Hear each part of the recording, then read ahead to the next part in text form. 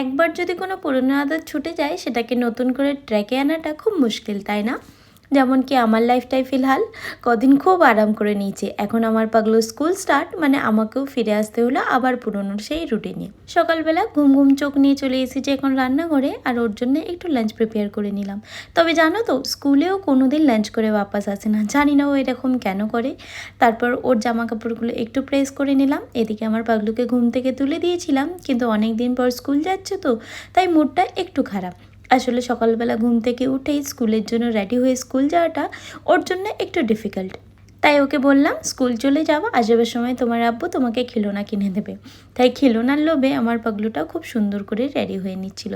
এদিকে আমার পাগলুটা তো সুন্দর করে রেডি হয়ে গেছে, একদম ভদ্র মানুষ লাগছে, তাই না?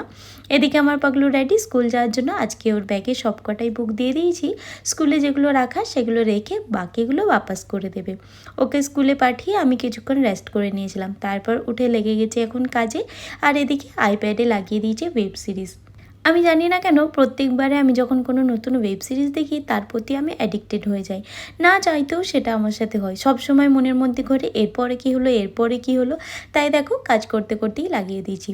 আসলে খুব একটা ফ্রি টাইম পাইও না, তাই কাজ করতে করতেই দেখে নিতে হয়। তারপর চলে এসেছিলো আমার পাগলু, আর ওকে যেটা আমি বলেছিলাম আসবার সময় আব্বু খিলৌনা কিনে দেবে, সেটাও একটুও বলেনি। আসবার সময় ঠিকই খিলৌনা কিনে নিয়ে এসেছে। এখন আমার পাগলু এসে গেছে, ওর জামা কাপড়টা খুলে দিয়ে কিছুক্ষণ ওর সঙ্গেই টাইম স্পেন্ড করব। আজকের জন্য তাহলে ভিডিওটা আমি এখানেই শেষ করলাম। দেখা হবে তোমাদের সঙ্গে পরের একটা ভিডিওতে। বাই।